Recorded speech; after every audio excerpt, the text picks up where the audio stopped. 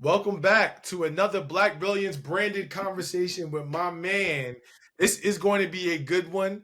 We have these discussions with the movers, the shakers, the influencers, the people who are pushing culture in the direction that it needs to go. And that epitomizes our guest today for today's conversation. We've got Mr. Michael Blue Williams in the building. I How am are great. you, sir?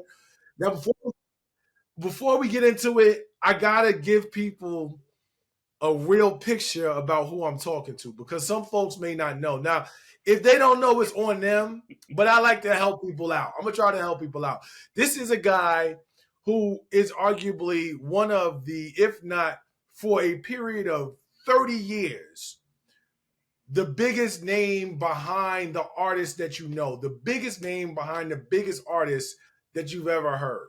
And that goes back from his days working with Jodeci, where he got his start, to really when he was making things pop all up and through Flavor Unit and Flavor Union Management. Shout out Shakim and Latifah and everybody else over there. And then when he transitioned and current day artists that you know and love, you got Nas, you got Outkast, which is a huge, I mean, just an insuperable list of folks. And he's going to get into that later. But today, I want to welcome him to the virtual couch. It's Thank so you, good man. to I have you, my appreciate you brother. having me on here. I just admiring the hoodie. I need one of those as my proper airport attire. And yes, It's gonna happen. I got you. I got you. It's gonna happen. Just be prepared. You're gonna get a lot of looks from folks that don't look like us. So I just wear be I prepared wear for I that. wear hoodies like that to places like when I go to places where you just don't see a lot of us. I like to get the reaction. So if when I'm Mhm. going way out in the middle of nowhere, that's kind of what I like to rock through the airport and through. If I'm popping through Trump country. Me and Team Black Brilliance will make sure you get one. That brings me to a very interesting point. Hip hop, and you are as well. I can talk about hip hop all day long, and you're as well versed on this as anyone who I would have the opportunity to speak to, and so that's why I'm super excited about this conversation. We're in a time when politically our voices are imperative. They're necessary. They are. It's a non-negotiable. And hip hop has always had this revolutionary strand within its DNA, this political strand within its DNA. It may not have expressed itself the way that the establishment wanted or was looking for, but that's what made it work. And it always had something to say. Do you think current day hip hop is meeting its obligation in that vein, is staying true to that? Do you think it's less vocal about the things that matter or about where it I should be? definitely say less than it should be. I think we've kind of skipped away from our responsibility of being the voice of what's Mm. really going on in the streets. It's easy when George Floyd happens and things like that, then people want to jump in. But the everyday piece that we could be speaking up and speaking on, the using of influence.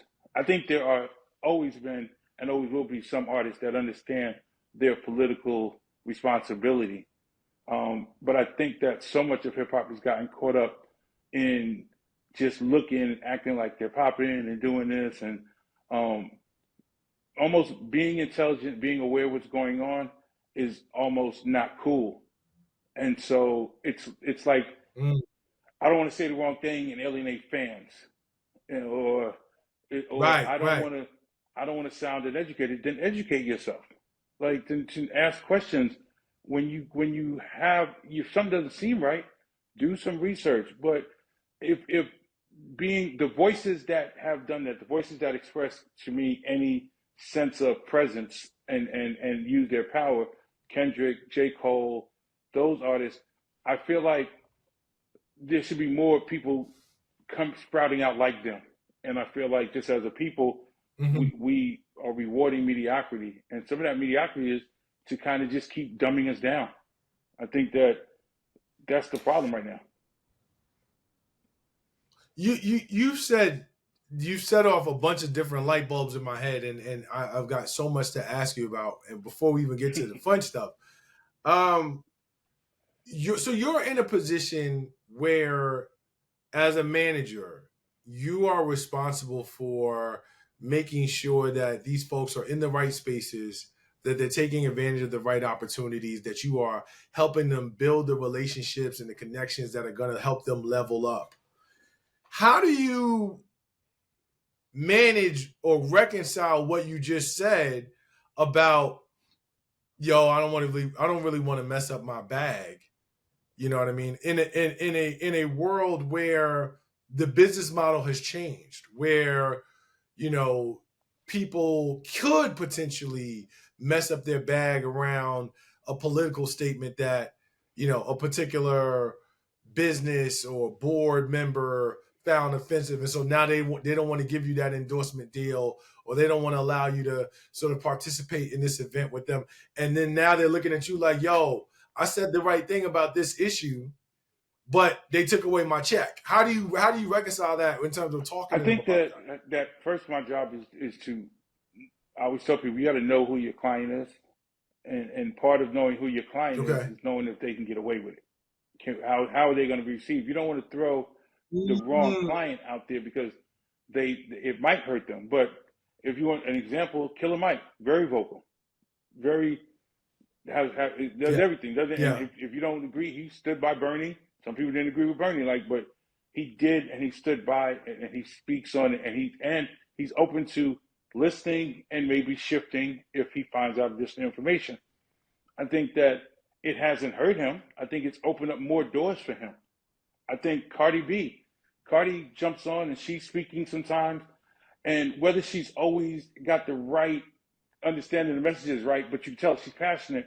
But she's usually on a position of what she sees that's being done wrong to regular people.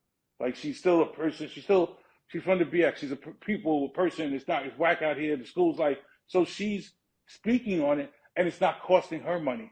So I think some of it is knowing who your client is, and knowing the right places maybe to let them tap in to and speak up. But also the argument that, yes, so what, you lose Home Depot. You never really had Home Depot because the owner of Home Depot is racist. So you didn't right, lose the Home Depot right. opportunity, but maybe you gained the Lowe's opportunity because someone on the Lowe's board saw you and was like, oh, he's an intelligent or she's an intelligent person. I'd like to be in business with him. So you never know what one statement may close a door can open another one. And it's part of the artist team, myself, if I'm on the team, to explore the other doors that we want to come from a statement. I don't think, I think there's a level of ignorance, I will say, right now that I'm seeing in the black community, especially among black males. There's this, things were great when Trump was in with office, blah blah blah. When Trump was in, we was balling and all this other stuff. And Right. it's like, nah, man. Like, first of all, the first thing is Trump is living off of Obama's years. Understand? If you don't understand the basis that the 4 years after are really what you see the results of the four before in general. Economic indicators They often lag. lag. So Yeah. yeah, Biden's going to come in. You're going to be mad at Biden, but you're mad at Biden for stuff that happened during Trump's term. The supply chains being messed up, the pandemic, all that kicked in, so I think though, because we haven't maintained a level of importance to getting the message out, even now, as what a lot of us are talking about, well, what have Democrats done for blacks and black? I think sometimes there's a lot of talking without any like real research and studying and things like that. So when I have an artist, whether it's Nick Cannon, Nick is a very learned type of person. He's going to look and read and try and understand what he's speaking on. Some artists you work with, that ain't Right. what they do. So when you see opportunities, personally, when I see opportunities to educate them on things, I educate them. I've never had an artist. I tell artists all the time, I don't want a stupid artist. Part of the success of Mm, Shakim and Latifah with Flavor Unit is that they are on the same page and they're both intelligently looking for the yeah. next thing. And so having an intelligent artist that understands the world, what's going on, if they're in a room with somebody that could lead to a check, how to work their way over to that check, get the information, pass the number on to me, let me circle back around, get us a check. That's my type of artist. You know, Right. They know how to get to the bag. yeah, Like for yes. real, get to the bag. I get it. So with that, I think part of what you were just talking about, and you used two very different examples, but they still illustrate the point of, I think part of what you hit on was the notion of brand integrity. Like when you establish your brand as being what it is and you stay true to that, it makes it harder for people to sort of like come in later on and be like, oh, you said XYZ. It's like, nah, he's been consistent. This is who he is. You know, this is what you're gonna get. And that's definitely the Killer Mike model. The Cardi model is no matter how far up I go, I'm With the still people. Cardi. I'm still gonna comment on regular people's shit. If I see something that look crazy, I'm gonna say something about it. I might say something about it from inside my 24 bedroom mansion, but I'm still gonna say something about it because that part of me hasn't changed. And I think that that's just very important in terms of artist development, because now, unlike 92 or 88, we live in a 24/7 news cycle and people have way more access to artists and who they are. You can't just curate a stage show and then like a couple interviews and have people thinking that they know you. No, they want to watch you on IG. They want to see you go live. They want to see you brush your teeth. Mm-hmm. It's a whole thing. So you have to think very, very carefully about that notion of brand integrity. I want to ask you. You talked about sort of the corporate side, if you will, of how artists are showing up. I want to talk to you about the talent side, and you touched on this a little bit. How do you now, as someone who's been watching talent, watching elite level talent, like GOAT level talent, for 3 decades, how do you operate in a space where it's not about substance or talent necessarily? It's about how quickly can you get famous? How much of a following do you have? What kind of numbers can you come to a label with already built in terms of your YouTube, your Instagram, your subscribers, your TikTok? And you, as someone who's been evaluating talent, how do you navigate that? Man, to be honest, it's been difficult. It's very difficult because Mm-hmm. I've always believed in talent, and I believe that if you give me good talent, then I can do my thing, and we can make something happen. Whether it's CeeLo Green, Macy Gray, Lyfe Jennings, people that people didn't even get their talent, but we've been able to take that talent and get the world to see it and let the talent speak for itself. Now, where it's not about the talent, it's just about being famous, or it's become more of a popularity contest than a talent show. It's harder to navigate because it's more um, it's more games being played. It's more the TikTok game. It's more Instagram. It's more spins. It's more can I buy this to look like this? It's not Yeah. as fun for me, and it's probably I almost feel like Bill Belichick or Nick Saban. I think like Saban retired because he didn't like this whole NIL game. Not doesn't mean he can't coach anymore, Yeah. but the recruitment game and picking the talent and how you get the best talent and all that, how you can even talk to them. And the transfer The portal portal and and all even how you that. can Yeah. talk to the talent has has made coaching for him probably not as fun as it was even 5 years ago. I feel a little like that on management. Like I still look for stars. I still look for people that I think can change the game if they got the right opportunity. But for a couple of years now, I've had some really talented artists that couldn't break through that system or break through the looking for a viral moment or break through. And I think part of that is planned. I believe that as the industry has shifted to a streaming world, I have a theory. And so my theory is that the labels used to get a star make so much money off the stars that they could take chances on developing another wave of talent. So it was always star driven. So Mariah Carey in a Sony system allows Sony to develop Genuine and Jagged Edge and the other artists under there. So our labels were vested in finding new stars because that next star would then allow them to chase the next. To compare it, it's almost like how at major schools the football program Yes. pays for everything in terms of the money generated by football and basketball. They bring in enough money to sustain Soccer, the lacrosse, water polo everything. that brings in no money or whatever. Right? But yeah. now Gotcha. you flip it, and now it's a streaming game. So now it's a volume game, and so all of the labels own a piece of all the streaming services. Just so there's some transparency that everyone doesn't understand. All the labels own a piece of all the streaming services. So whether they spend a bunch of money developing an artist or not, the streams are what's feeding the growth of these companies now. So they want more in the pot. They want streams. So now, as opposed to spending money to develop stars, hence why you don't have a new Bieber, that's why you don't have any boy bands, why you don't have any girl groups, because those require development, and the labels don't want to do that.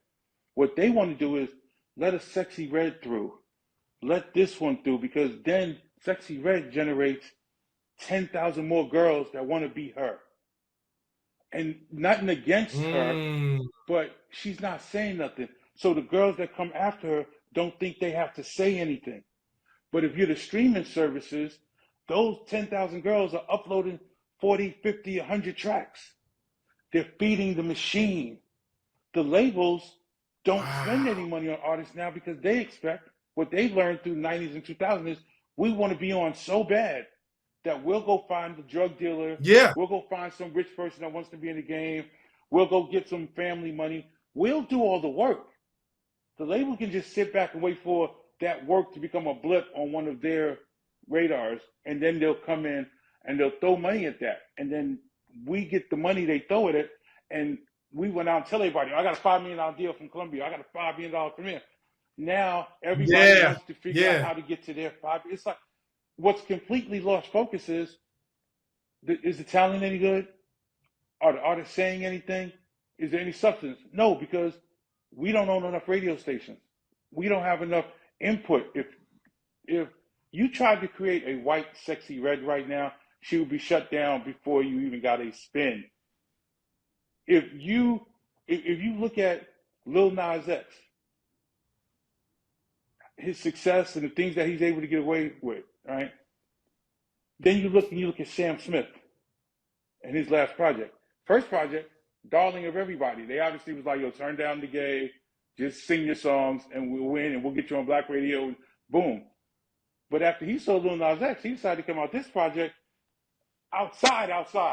Extra.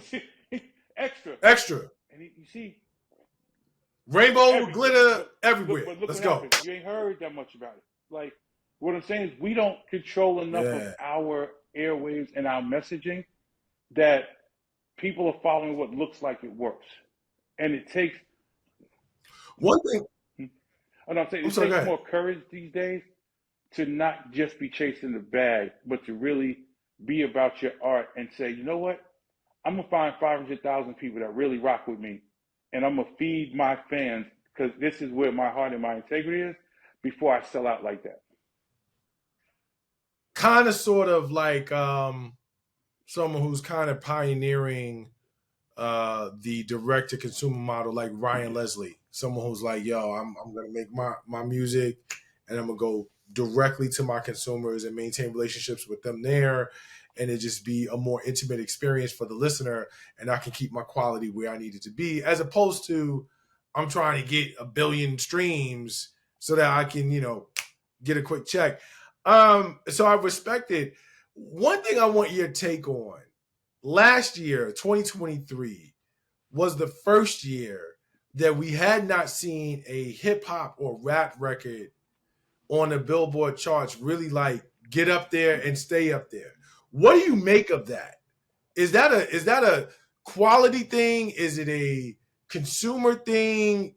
What does that tell you about not just the substance, because we've talked about that, but about like how the industry is responding to what we've been talking I about? mean, Mike, it's kind of obvious. I think that hip hop has plateaued, which we never thought it would. I think that our subject matter has gotten Wow. boring to, as much as we are the faces of hip hop, the consumers have always been white. And I think that after 30 years of selling this drug story, where like and selling drugs, or like, I think that the creativity has gotten dull and lazy, and I think that we've plateaued. And I think hip hop's run at the top will now has peaked out in great ways, and we've been number one for a minute. I believe that we're about to see a decline in hip hop in the numbers, obviously, in the artists that are signed. I think that the labels are going to start shifting towards things like Afro beats, and they're going to switch to Latin artists because those feel fresh and the music feels more fresh. And I think that hip hop um, should prepare for a rude awakening. That these years on the top have been taken for Mm, granted. Did we max out our power structure and do anything? No, we've done some amazing things. But I think we should prepare that the time of hip hop at its highest has probably passed. I think there's not enough. so you think, wow, that says a lot. Like the idea that we could consider, because you and I are old enough. Some listeners may not be, but you and I are definitely old enough to understand that hip hop was not always the dominant global cultural force that it emerged to be. Let's just say, let's chart its peak, right? Like its peak in terms of global impact and influence. Let's just say the turn Mm-hmm. of the millennium. Let's just, in terms of like Yes. globally, like it was already in terms of nationally, moving the needle around every aspect of culture, but globally with the promulgation of the internet and a way to sort of get people access to hip hop and hip hop culture, it exploded as not only a cultural but also an Mm-hmm. economic force. It's hard for us to conceptualize those days might have been numbered, which is crazy, but it makes a lot of sense. I hear you. It makes a ton of There was a sense. time when Uh, we, oh, those of us old enough to remember LL's Gap commercial, right? Like we remember, yeah, of course, that yes, was infamous with the we FUBU hat. remember when there was a certain feeling when Buster and Spliff had the Mountain Dew commercials. Like we're old enough to remember Yeah. where hip hop being in commercials was almost a source of pride. Like, yo, we are growing, like we are getting there. Now everything's saturated. Stay Nides had a whole advertising campaign where they got Wu Tang, Ice Cube, and other people to make new Yeah, songs yeah. for the ads, which was And nuts. now we hear it on everything. McDonald's commercials, Pampers Yeah, commercials, some new drug ad or whatever, right? yeah. That was rock before we came through the door. Like if you pay attention, Mm, like mm. things that's the cycle. You're gonna have a great run, but we came through and kicked rock out. So it was hard for us in the middle of it to imagine it. But I just think that we got lazy um, from a creative. We haven't really. We've been on this southern run for, let's say, 20 years. Let's give it 20 years. Let's say that's a fair number. That's Outkast. Everybody came through the door, and you've had Future and all this in this whole run, and that includes Dwayne and all that. That's still to me all Southern. Um, but we haven't grown hip hop in that time. We haven't been as creative as we've been. We haven't pushed the envelope on lyrics, um, on just the growing the hip hop culture because it felt like we had arrived. And so now I just need to just Yeah. come out and drop rhymes, but the labels tricked everybody too, because it became about volume. It used to be let me finish up these 5 6 albums so I can get off this deal and either get a new one or whatever. But then the labels started to Mm-hmm. get artists to drop mixtapes in between the albums, and so we need to drop a mixtape first, then we'll drop an EP, then we'll drop an album, and so people got used to getting a lot of music, inexpensive, like just constantly because it was being streamed. And then the artists stopped even critiquing their own. I used to tell a certain artist I work with, I'm like, first thing you're teaching your fans bad habits. You're teaching them that they can get the mixtape for free, skip over your paid album, and wait for the next mixtape you're gonna drop. But then mixtapes used to be my hottest joints while I'm waiting to get a deal, so then I can do a hotter album. Mixtapes now are Yeah. the 10 records that didn't make my album, but there's a reason 10 records didn't make the album. Like, you didn't have 19 good records, you had 9 or 10 good records, but because you're trying to feed this machine, now you're putting out 19 records, and that's happening in a way that's bad for the culture. I got two questions on that one right there. I mean, you're opening up so many doors because these are, see, what you're doing in this conversation for folks like me who really have discussions about the industry but have not sort of been in that aspect of the industry. You're confirming a lot of shit that we talk about that we sort of know, but like you're like actually giving context to it. On that last point, I have two questions. Do you think that, well, the one question is, how do you reconcile impressing upon an artist the need to take their art seriously in a world where the way we consume music is so rapid and go like it used to be, nice and smooth, EPMD, whomever, whatever. They get into the studio, they would work on something, you wouldn't hear from them for a minute. They would come out, y'all got a new sound. They would start working an album. They would get on shows. They would get on tours. They would, what I'm saying, they would work their album, work their shows, do the promotional circuit. And then when it was time to go back for another album, they take the time off, go back, and that's what it is. In today's world, because of that cycle where people are always putting stuff out, my first question is, how do you reconcile that in terms of like, how do you tell an artist, I understand you don't want to sort of go cold or lose people's attention span, but you need to really focus on the production of your art and not get so caught up in like out of sight, out of mind. And second, I'm not trying to air nobody out, but there was a period where after we're talking about like 96, 95, 96, 97, when Tupac dropped a double album, when Biggie dropped a double album, people started to want to drop double albums that, in my opinion, had no business dropping double albums.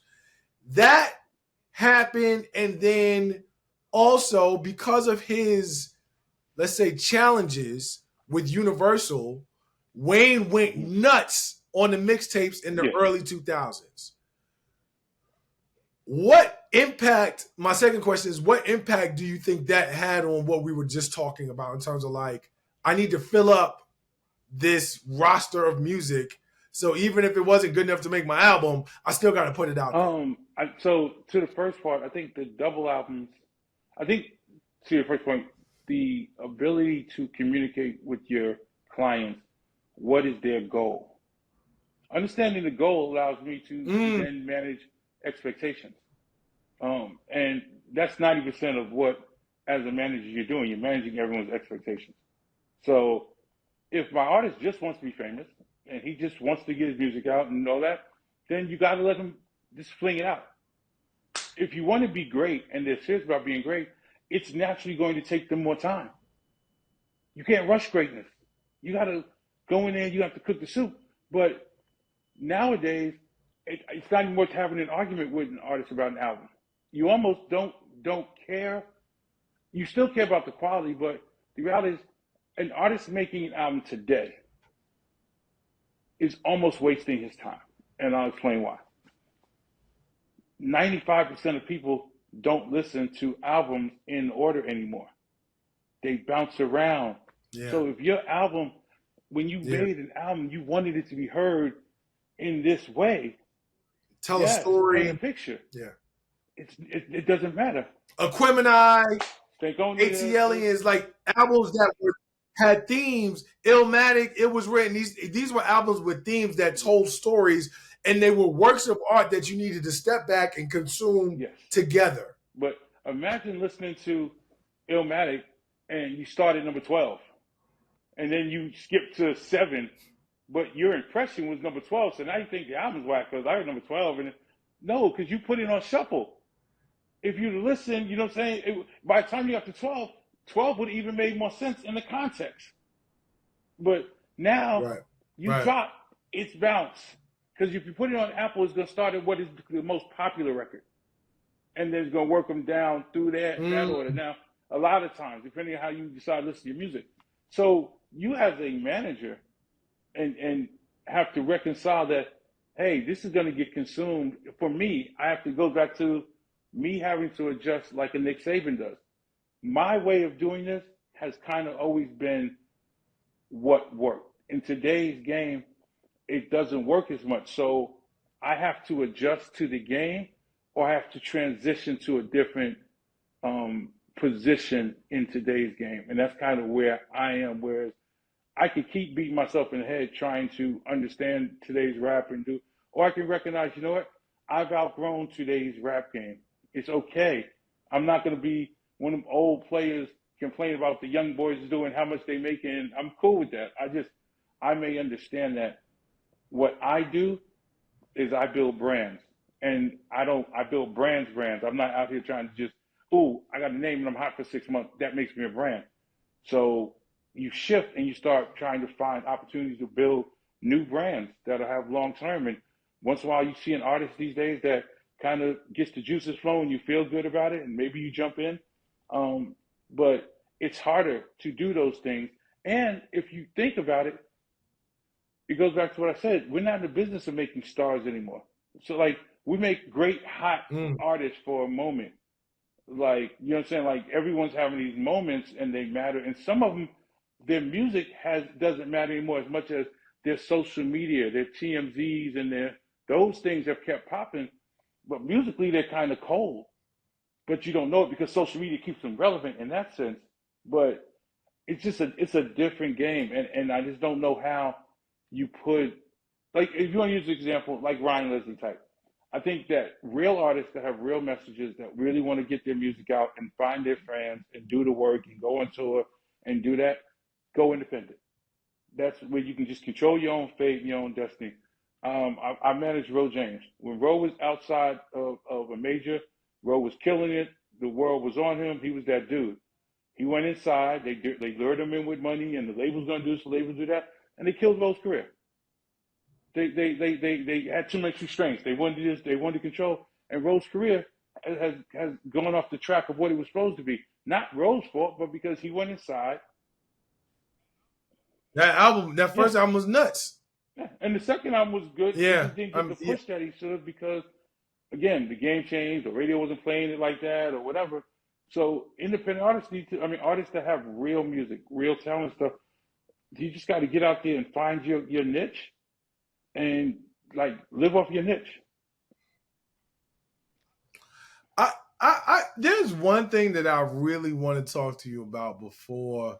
I got like a couple more questions before we wrap. I could talk to you all day about the industry. This has been amazing.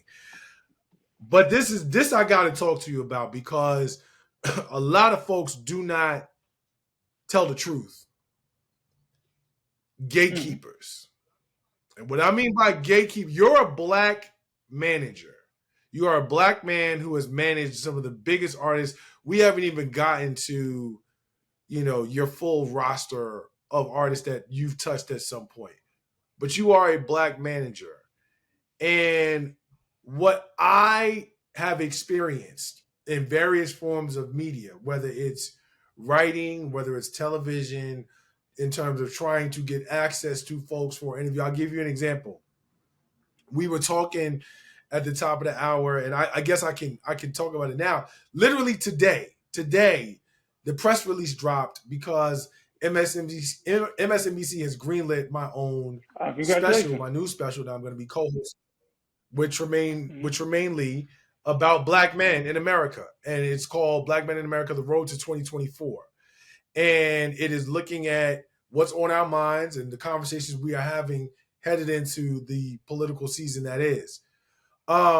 I can't. It's already been taped. We started taping all the fall of last year. I can't tell you the number of black men, some of whom you may have mentioned maybe once or twice in passing, but they would be on the tip of your tongue, who we couldn't get to sit down with us because of the gatekeepers, because of the folks who they're black artists. Some of them talk about black shit. Some of them talk about culturally relevant stuff, but their entire teams are white.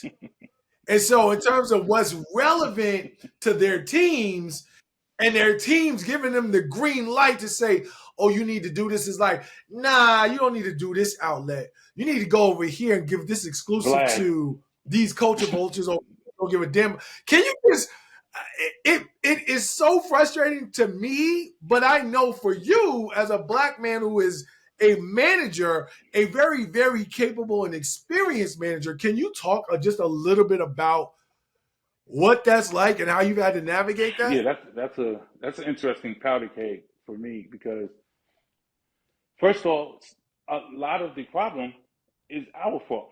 I won't tell you how many artists that I've sat with or that I've over the years that really believe that white is right. No matter, like, as a Yeah. black manager who managed the biggest rap group of all time, we can argue Wu Tang. I don't care. I'm going to say Outkast because it's me. But I am almost only as good as the last thing I've done. Where I know for a fact white managers that have done way less have not built anywhere near the number of careers I've built over and over again will get looks because they're white, but that's our people. Because our people still think white is right. Our people will still choose a white lawyer over a black lawyer. Right? But then Talk then about it, the please. gatekeeper thing, and it's funny because I watched Cat on Club Shay Shay, and I watched everybody pull away, and I was like, there's gatekeepers in everything we do. Every industry, everything you do, there's gatekeepers. Some people that look like us are great at navigating both sides of it. They're really good at it, and they are the ones you want to get in there because they get in there, they can navigate that side, and they pull some of us through, and that's how we get in and we grow inside of an industry. There are some that get in there and close the door and don't let any of us through because they want to be the person that has that access. They're the Only only one. one. You want to be the They're one the with the only power. one. Yeah. But the problem is, whenever they let us in, we come in, we take over. We get the flavor, we change the whole game. It's like now we in the doors. The gatekeepers hate that.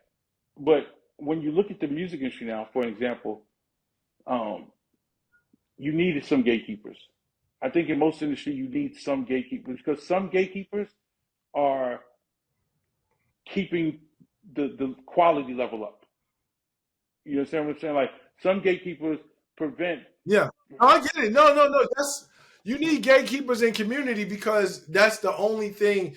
Community and culture are two places where gatekeepers are essential because that's going to dictate who Mhm. gets in, who doesn't, what you allow in, and what you allow proximity to. So I do understand the value of it. What I'm always crazy about is how do you let someone who's not even from Tell the you, culture become a gatekeeper of the culture? it's That's white. the part Unfortunately, that drives me it's nuts. unfortunately it's the white is right from ourselves most of the time. It's I had an Yeah. artist who we were talking about management and we had met a couple of times and he was like kind of on the verge of maybe getting his look. And he came to me, he was like, yeah, Blue, I want you to work with me. We'll do the whole nine. I was like, all right, cool. I see what you're trying to do. It looks like a movement. Bam. He said, yeah, but I also want to bring in this a pop manager to handle the pop stuff. And I was like, what? To do the who? What part of my sign of me says I don't know how to do pop? What part of what I do says I Outkast was two guys from Atlanta, very country, very whatever. We the biggest CeeLo Green, pop, like Macy Gray, pop. Like I've done a lot of pop. Like, but for you to think it's okay for you to sit down with me and tell me I want you to do this, the black stuff, but I want to bring this white guy to do the white stuff. It's so insulting that I walked up, Wild. I walked That is away. Like wild. I was like, you worked it out with them. It's all good. But I will honestly tell you, there is a lot of that. There's a lot of that. Obviously, you're Oh, I gonna know. know. There's a lot of times where some of these companies just get that look simply because that's what they are, and even those companies still hire us because they know they need us. Because, Right. but you, the Right. black guy at the company, is doing all the work, but the white guy is your manager, so that you can be someplace and say, "I have this white manager," and poke your chest out like you said something. I appreciate that because it's a space that, and it's a feeling and a phenomenon that I've experienced over and over again in media, where certain people just won't touch certain media because it's black media, or they Mm-hmm. consider it black media and it's not big enough for them, or it was big enough for them or right At for a them certain at a point, certain now point in it's their too now career. it's too urban. It's too Now it's like, yeah. oh, I can't go over there no more. It's like it's crazy to me. I want to have some fun Okay. before we get out of here. Uh, we've talked about some of the artists that you've. This is a two-part question. Could be related. Could may not be. At the time you first met Outkast, like the first time you met Outkast, what did you think? Like, what did the like walk me through that? Oh, so Because you gotta have an eye and an ear to know where they were at Southern Playalistic and think, yo, I'm gonna make this the greatest rap group of all time. That takes a lot of vision and a lot of ear. So I would love to give my ear that much credit. What the story, how the story goes, Shakim and myself flew down to Atlanta to get Monica for manager, Monica Arnold. Queen Latifah had run into Dallas Austin. Dallas gave the Monica's tape. Monica sent it and told me and Shakim to go get her for management. So we flew to Atlanta for that. While we were there, we stopped by the Face Records to check out LA. Shakim wanted to see LA, check and let them know we was in his town. While we're there, LA explains that he has this new group.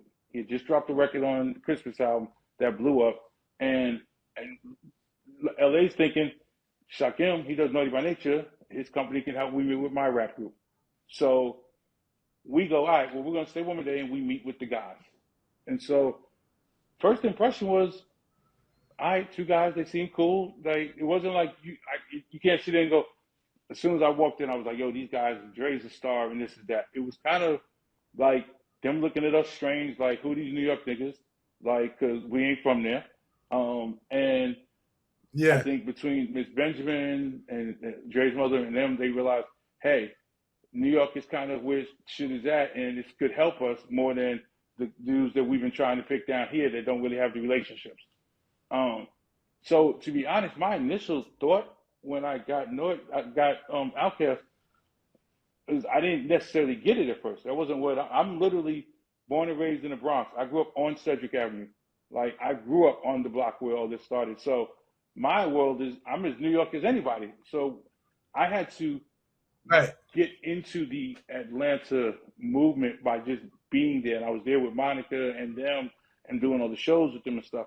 But honestly, my first goal when I got Outkast, I just wanted to make them as big or bigger than Naughty by Nature and Tribe Called Quest because Shakim and Chris Lighty were my idols.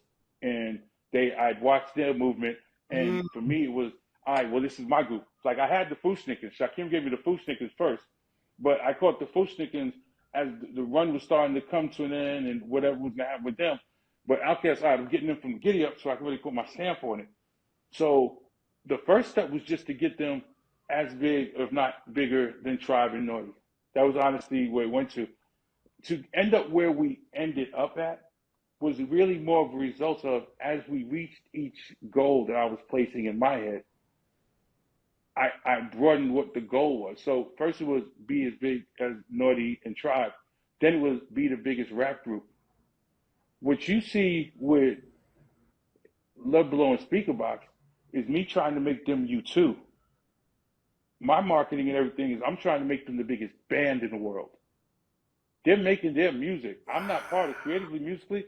I just trust that they're going to give me the tools to do that. But my goal is to make Outkast the biggest band in the world. And U2 was the biggest band in the world to me. And so the combination of me having a vision for that and them having a vision musically, along with them having a chip on their shoulder because they're from the South, they feel like they're not getting their just due. And I got a chip on my shoulder partly because I don't think they're getting their just due because I'm in New York and Atlanta, so I'm seeing how New York is treating them. And I got a chip on my shoulder because now I'm trying to make my idols my rivals. Now I want to be bigger than Shakim and Chris. Y'all gonna respect Family Tree like people respect Flavor Unit and Violator. So I'm using tools and tricks and everything to just grow it. So on the outside, yeah, it would be easy for me to go, yeah, as soon as I saw it, I knew they'd be this. No, realistically, as soon as I saw it, and I started doing shows with them, and I could see the reaction, I saw how girls reacted to Dre. So I was like, okay, that's Tretch, or that's Tip. Like I got that side. And then I watched how Big Boy kept the streets happy and cool with everybody and stuff like that. I was like, all right, that's Vin. That's Fife. That's Yeah. Benny and But Fife. then Yeah. I was like, oh wait, but Big Boy can rhyme better. So make sure you never let the world put him in to a sidekick position. So it was never a time where I was gonna let people place Big Boy and a subpart. Like if people want to judge their rap skills and stuff like that, but you can never go through anything that we did where you ever felt like it wasn't equal members. You can choose your favorite if you want, but you're going to respect them as a group or duo because that's how we always portrayed it. So, yeah, I think it was having the opportunity to watch Shakim and Chris Lighty do what they did with Tribe and Naughty, and then pick apart and do it with Outkast, and that's kind of what the result was. In your career, um, is there a moment or an artist who, and I really do appreciate you being candid about the fact that like at first you were like, all right, two dudes from Atlanta, okay, cool, but was there ever an artist who, upon first meeting them, seeing them, or hearing them, you was like, that mother is a star, and like just off rip, like who was the artist that did that for you, and what was that like? I think I've had artists do that. I've been blessed to have that a couple times. I think the first time I sat down and Lyfe Jennings played his guitar and hit the whole thing, I was like, yo, this dude's got something that needs to be out there and needs to do his thing. So Lyfe Jennings would be an example. Um, Big Sean, the first time I heard Big Sean rhyme, I was like, yeah, this kid's like he's tapping into something. Like I see why Ye wanted to sign him and stuff. He still got to find some things in it, but I could tell he was that. There was actually a white artist I managed named Cody Simpson from Australia. That Yeah, then so I went to Australia 3 4 times, trying to get him over and all that. But he was another one where I was like, that's a big yeah, trip, it's a bro. That's long a trip. But long when you're ass trip. chasing, when you're on that hunt, you trying to do what you gotta do. You're gonna go back and forth. But I think Cody was one of those artists you saw. By the way, and Monica was somebody that as soon as I met Monica, like I listened to the music, it was dope. But as soon as I met this little 13-year-old girl, I was like, she could be Whitney, as big as Whitney or anything. Vocally, she had the presence. She's a little Mm. star. She's super smart. Um, she had all the tools I felt to be as big as she wanted and as far as she wanted to go in the industry. Um, I'm trying to think of any other artist that just kind of the day one blew you away. Was like the talent's undeniable. Um, there's been a lot. Like I've really been blessed. I tell people that I've been honored and blessed to have managed artists during what a lot would say would be the greatest era of music since Motown or equal to Motown. And most people don't know. They know Outkast. They don't know the Youngbloods. They know the Jagged Edge, but don't know about the Eric Benet and the Case, and they don't know like the Nas and working with Buster for a minute and the experiences that you've had a chance to touch some amazing talent and to have been able to touch them at pivotal points in their career. I managed Gina Thompson, and So Gina's first record, we introduced the world to Missy. So yeah. That was huge. That was it. That record is a So, huge but you record. don't think about it when you're doing it. You're just like, yeah, I know Missy. I met Missy with Jodeci, and she's good people's, and blah blah blah. And you realize when you look back with AJ, look back and go, hey, I was a part of introducing the world to Missy Elliott. And you have those moments that you look back and you realize like it was all a blur. We didn't know what we were doing. We just knew we were doing it, and we were just trying to do it to a high level. I think part of the problem that these kids have now is they're not trying to do anything original. They're trying to copy what we did. They're like Yeah, no, you hear that with the music. You see it with the the lifestyle, themes. everything. You can view it. With the, yeah, I was saying with the fashion, all of it. It's just the same thing on repeat, and it's just not original, and it doesn't hit. Um, Man, this has been phenomenal. Really quickly before we get out of here, tell me when can we look for this book? That's what the people want to know because the book has all the jewels in it. We had such a substantive conversation about the industry, which I'm good with, that we didn't even get to any good stories. But I need to know when can we get this So book? my goal is to get the book out by spring, early summer at the latest. And then I want to get on the road and talk to the kids. Like I found a new enjoyment speaking on panels, trying to share. I'm not somebody that believes that the knowledge garnered is supposed to leave with me. So I'm doing a lot more mentoring Mm. where I can. Young managers, they got questions, they can always find me on Instagram. I'm the check finder on Instagram. Um, I think that one of the things that I realized a few years ago was that CeeLo Tucker, who was public enemy number one to a lot of us when she was speaking, was right. She was the wrong messenger. She was totally right. Everything that she was saying was right. She was the wrong messenger. And so we Mm. reacted like we did with everything: hostility, pushback, kicked her, ooh, hate her. What I'm trying to do with the book and getting out and speaking is I'm trying to find a way to be the right messenger and connect and help us um, stop repeating some of the mistakes that we made. I'm trying to. I dealt with depression for a long time, and I try to talk about depression because it's important that other black men see strong black men willing to talk about it and talk about mental health and things of that nature. So, as great as my management career has been, and I hope that with the right artists, I have another great run. I think that now I'm shifting into a place where I'm doing more film and TV. I'm doing more event planning, festivals, and stuff like that. But putting this book out and being able to use it as a tool and a platform to get out there and talk about mental health and trying to kind of, I look now 30 years later and look at the damage we did to the community as well, unsuspectingly Yeah, and not with intention, but the damage. And I think it's on those of us that have survived and are still here to try and help the community self-correct, course correct. I can't be mad at that, man. That's one thing that I always sort of ask about. Again, you've provided so much context to the discussions that I have with folks that are really substantive and meaty around the industry, around the history of hip hop and its impact, both good and bad. And so it's been a pleasure to have this conversation with you. Last question, I promise, is we play this game on the Charles Coleman podcast called Life or Death Mm-hmm. Karaoke. And so Life or Death hip hop karaoke. So you don't got to do the Okay. verse. You don't got to do the verse on the show. But the concept is someone you love, someone who's near and dear to you, is kidnapped, and they call you up and they let you know, yo, we got him. But if you could get one verse from one hip hop song flawlessly right, we'll let him go. What's your one Children's story. verse Slick or Rick. your one song? Well done. Children's Story is a popular one. It gets chosen a lot. I think MC Light chose Children's Story. Big Daddy Kane chose he chose uh Audio Mm-hmm. 2, Top Billing. He chose Top Billing.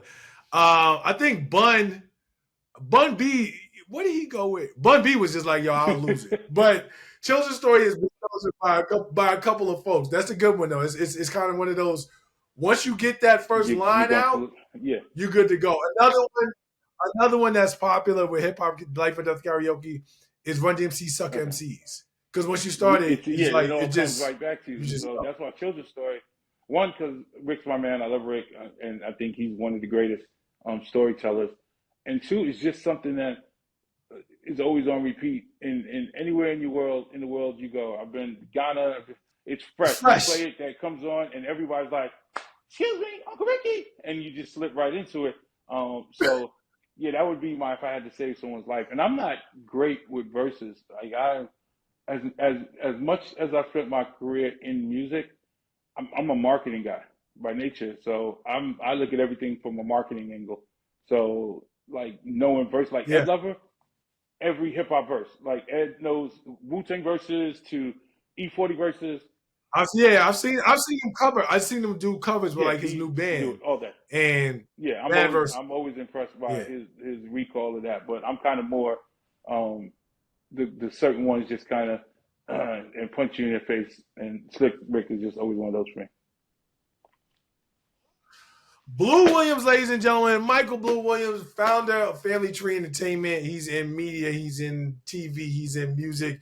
But today, he was in the podcast space with Charles Coleman on the Charles Coleman podcast. We want to thank you so much for this amazing, amazing conversation.